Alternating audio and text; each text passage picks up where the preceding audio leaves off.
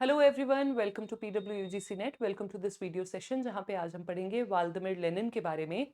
Lenin जो कि एक ग्रेटेस्ट रेवोल्यूशनरी थे अपने समय के, जिन्होंने कम्युनिज्म को एक नया प्रकार दिया और उनके इन्फ्लुएंस के कारण वो एक नई ब्रांच में इवॉल्व हुआ, दैट इज लेनिनिज्म। यूएसएसआर में जो कम्युनिज्म का प्रकार हमने देखा वो था लेनिनिज्म। ना सिर्फ इतना, लेनिन और फिर बाद में चाइना में आते हैं माओ, उनके प्रभाव के आधार पे लेनिनिज्म माओइज्म अलग आइडियोलॉजी के रूप में इमर्ज हुई। आज का China, People's Republic of China, Maoism Leninism के आधार पर ही हम देखते हैं कि उसकी आइडियोलॉजी स्टैब्लिश्ड है। तो लेनिन के बारे में समझेंगे, उनकी इंपॉर्टेंट बुक्स के बारे में समझेंगे और कुछ की कॉन्सेप्ट्स के बारे में समझेंगे। उससे पहले टेलीग्राम ग्रुप का scan code, if you want to connect you can scan and join. Vladimir Lenin communism के फाउंडिंग फादर्स में से जाने जाते हैं और उन्होंने रशिया को फर्स्ट कम्युनिस्ट स्टेट में स्टैब्लिश किया।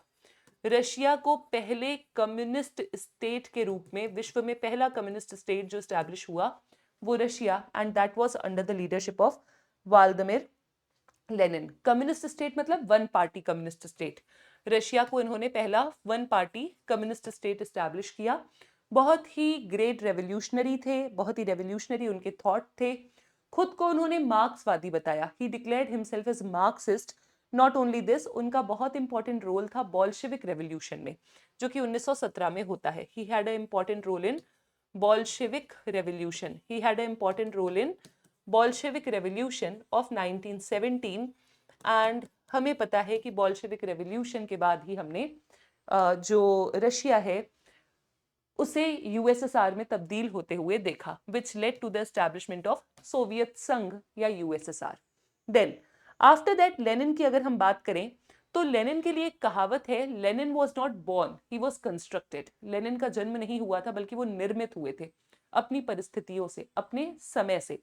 He was a product of his times, he was very much influenced of his times. उनका पूरा नाम था वाल्दमिर वाल्दमिर उल्यानाव। लेनिन जो वर्ड है वो बाद में उन्होंने ऐड किया, बाद में उन्होंने अपने नाम के आगे लगाया। उनका बर्थ डेट है 22 अप्रैल 1870। आपसे पूछा जा चुका है डेथ ईयर, इसीलिए मैं आपको बता रही हूँ। बर्थ डेट है 22 अप्रैल 1870 and he died in 1924। He died in 1924। ये कुछ इंपॉर्टेंट डिटेल्स याद रखिएगा। डेथ ईयर ऑलरेडी आपके एग्जाम में आ चुका है। और सबसे ज्यादा प्रभाव जो लेनिन के थॉट को करता है वो थी उनके भाई की मृत्यु। उनके भाई जिनका नाम अलेक्जेंडर था, 1887 में रशिया में जार का शासन था और जार के शासन के समय में उनके भाई को फांसी की सजा हुई थी। जब उनके भाई को मोनार्की में फांसी की सजा हुई तो वो मोनार्कियल गवर्नमेंट के विरोध में हो गए और उन्होंने अपना कम्युनिज्म या अपना एक कम्युनिस्ट फॉर्म ऑफ स्टेट को समर्थन दिया। रशिया ने लेनिन के समय के आसपास, लेनिन के समय के समकालीन कैपिटलिज्म का पीक देखा। कैपिटलिज्म की जो ऊंचाइयां होती हैं, कैपिटलिज्म का जो टॉप समय था जहां पे फ्लरिश कर रहा था कैपिटलिज्म, उसे देखा। और बहुत ज्यादा अलेक्जेंडर की मृत्यु और रशिया में जो कैपिटलिज्म चल रहा था वो लेनिन को प्रभावित करता है। लेनिन ने जार से अपने भाई की जान को बख्शने के लिए बहुत ज्यादा गुजारिश की, बहुत ज्यादा सिफारिश की कि आप ही प्लीडेड एक्चुअली कि आप मेरे भाई को छोड़ दीजिए। But even after that we saw कि उनके जो भाई हैं उन्हें फांसी की सजा दी गई। उन्होंने कैपिटलिज्म में बहुत सारी असमानताएं देखी, इनइक्वालिटीज देखी, इसीलिए वो कम्युनिज्म की तरफ बढ़े और इसीलिए कहा जाता है he is a thinker of his times. उन पर उनके समय का बहुत ज्यादा प्रभाव था। तो सबसे ज्यादा इम्पैक्ट लेनिन पे किसका था? सबसे ज्यादा इंपैक्ट लेनिन पर था मार्क्स का और मार्क्सिज्म का। उन्होंने खुद को मार्क्सिस्ट भी कहा था। सबसे ज्यादा प्रभाव लेनिन पर मार्क्स का था और मार्क्स की विचारधारा मार्क्सिज्म का था। दूसरा, एक बहुत इंपॉर्टेंट किताब थी what is to be done. किसकी किताब थी? निकोलाई निकोलाई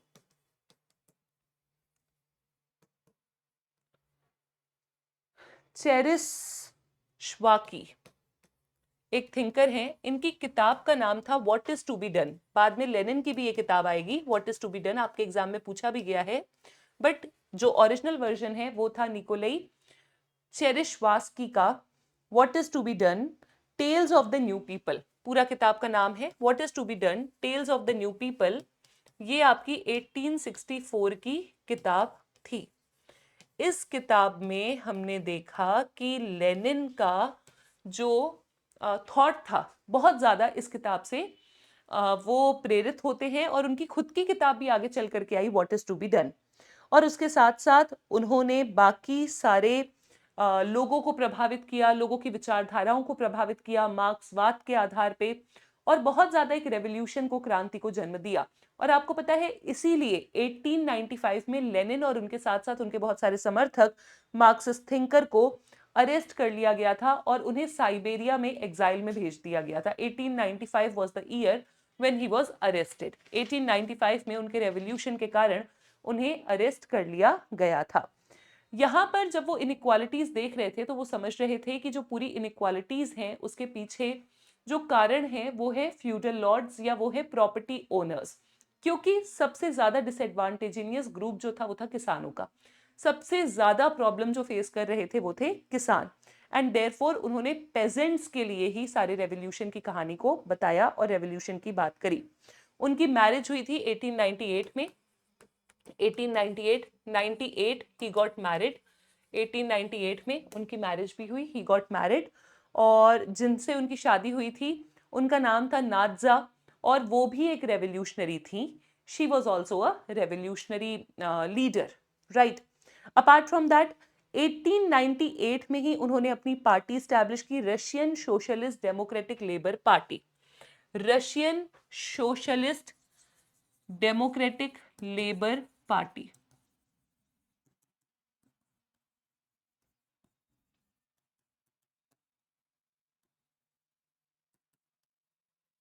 एटीन 1898 में उन्होंने अपनी पार्टी स्टैब्लिश की, Russian socialist democratic labour party. And with this what we saw कि फुल फ्लेजेड पॉलिटिक्स में वो एंटर हो गए। मैंने आपसे कहा कि उन्होंने लेनिन वर्ड को बाद में यूज किया था। सो 1901 वाज द ईयर जब उन्होंने अपने नाम के आगे लेनिन शब्द को लगाया। लेनिन मतलब to escape from authority. Lenin मतलब जो अथॉरिटी की अवहेलना करता है, जो प्राधिकरण की अवहेलना करता है, उसका शाब्दिक अर्थ ये है। तभी उन्होंने अपने नाम के आगे लेनिन वर्ड को जोड़ा, राइट। रेवोल्यूशनरी थे, उनकी रेवोल्यूशनरी फीलिंग बता रहा था लेनिन शब्द। अब मार्क्सिज्म में उन्होंने अपने समय के हिसाब से परिवर्तन करने का प्रयास किया। जैसे कि लेनिन के समय में जो बैकग्राउंड था वो था इंपीरियलिज्म, साम्राज्यवाद। क्योंकि मोनार्कियल गवर्नमेंट थी, साम्राज्य स्थापित था, तो उनके समय में उन्होंने इंपीरियलिज्म देखा, और उसके साथ साथ उनके समय में उन्होंने कोलोनियलिज्म देखा। कोलोनियलिज्म यानी उपनिवेशवाद। उपनिवेशवाद में उन्होंने देखा कि बॉर्डर्स के परे साम्राज्य स्टैब्लिश हो रहे हैं। आपको याद होगा, नहीं तो आप लिख लेंगे, कि लेनिन का एक बहुत इंपॉर्टेंट कथन है, imperialism is the highest stage of capitalism.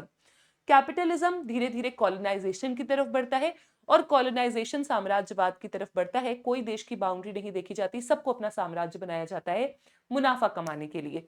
तो लेनिन की ये विचारधारा उनके समय में इंपीरियलिज्म और कोलोनियलिज्म जो चल रहा था, ड्रेन ऑफ वेल्थ जो वो देख रहे थे, उसको देख करके प्रभावित होती है। उन्हें ये दिखता है कि कैसे कैपिटलिज्म सारे रिसोर्सेस को ड्रेन कर रहा है, और कैसे सारे रिसोर्सेस को ड्रेन करके वो कैपिटलिस्ट कंट्रीज की तरफ लेकर के जा रहा है। अब यहां पर लेनिन को मार्क्स का विचार एज इट इज फिट होते हुए नहीं दिख रहा था। क्यों? क्योंकि मार्क्सिज्म में कहा गया था कि कैपिटलिज्म में पीक आएगा, कैपिटलिज्म में जब शोषण अपने चरम पे होगा तब रेवोल्यूशन होगा। बट वो शोषण होते जा रहा था, होते जा रहा था, उसका पीक क्या है, we were not able to find that. तो लेनिन ने मार्क्सिस्ट थॉट को यहाँ पे चेंज किया, और लेनिन ने मार्क्सिस्ट थॉट को चेंज करके, ऑल्सो उनका जो समाज था वो प्री इंडस्ट्रियलाइज था, मार्क्सिस्ट थॉट को चेंज करके यूएसएसआर में लागू करने का प्रयास किया। तो एक तरफ मार्क्स का जो रेवोल्यूशन था वो फुल्ली इंडस्ट्रियलाइज्ड सोसाइटी में हो रहा था, पूरी तरीके से औद्योगिकीकरण हो चुका था। लेनिन का जो रेवोल्यूशन था वो सेमी इंडस्ट्रियलाइज्ड या फिर प्री इंडस्ट्रियलाइज्ड सोसाइटी में हमें देखने को मिलता है, जहां पे बहुत बड़ी संख्या में लेबर्स के साथ साथ किसान भी थे। बहुत बड़ी संख्या में लेबर्स के साथ साथ किसान भी थे। तो लेनिन का यूएसएसआर सेमी इंडस्ट्रियलाइज था। लेनिन ने देखा कि पेजेंट्स भी रेवोल्यूशनरी क्लास में आते हैं, वर्कर्स तो आएंगे ही आएंगे प्लस पेजेंट्स भी। अब देखिए हुआ क्या था, इंडस्ट्रियलाइजेशन के समय में वर्कर्स के यूनियन बन गए थे, यूनियन बनने के बाद उनके अधिकार कुछ कुछ उनको मिल गए थे, बट अब सबसे ज्यादा प्रॉब्लम जो फेस कर रहे थे वो थे पेजेंट्स। तो वर्कर्स तो थे ही थे, लेबर्स तो थे ही थे, उसके साथ पेजेंट्स थे जो सबसे ज्यादा डिसएडवांटेजियस थे। और semi industrial semi feudal society, जहां पे जमींदार फ्यूडल लॉर्ड सारे के सारे प्रॉपर्टी को कंट्रोल कर रहे थे, बहुत ज्यादा एक्सप्लॉयटेटिव हो गई थी। तो यहाँ पे उन्होंने रेवोल्यूशन की बात की, और जब वो रेवोल्यूशन की बात करते हैं तो रेवोल्यूशन की लीडरशिप किसको देते हैं? मार्क्स ने लीडरशिप दी थी सर्वहारा को, उनके सर्वहारा थे वर्कर्स, इनके सर्वहारा पेजेंट्स प्लस वर्कर्स हैं। पर लेनिन ने लीडरशिप किसको दी? लेनिन ने लीडरशिप दी कम्युनिस्ट पार्टीज को। उन्होंने कहा communist parties will be the Vanguard of revolution, जो साम्यवादी दल हैं वही क्रांति की अगुवाई करेंगे, वही सर्वहारा को, वही पेजेंट्स को, लेबर्स को लीडरशिप देंगे और आगे लेकर के जाएंगे। सो उनका मानना था कि रेवोल्यूशन स्पॉन्टेनियस नहीं होगा, अपने आप नहीं होगा, कम्युनिस्ट पार्टी को पूरा पूरा प्लान करना पड़ेगा, सबको गाइड करना पड़ेगा, तब जाकर के रेवोल्यूशन होगा।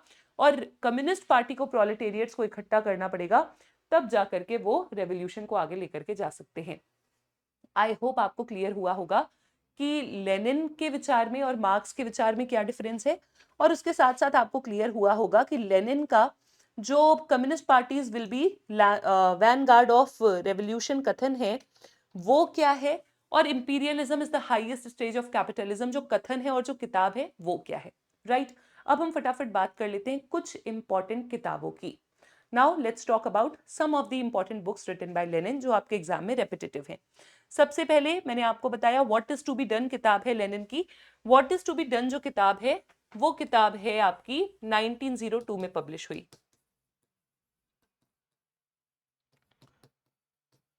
This is a book of Lenin which got published in 1902. Then Materialism and Empirio-Criticism, 1908. Materialism and Empirio-Criticism.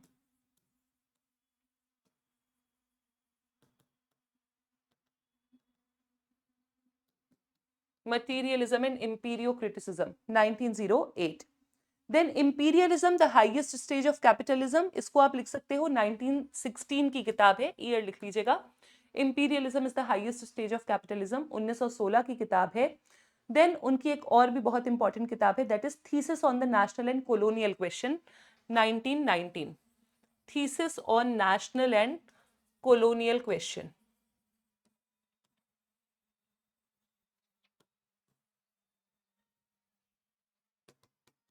1919 की ये किताब है, thesis on the national and colonial question. State and revolution, ये रेपिटेटिव है आपके एग्जाम में, 1917।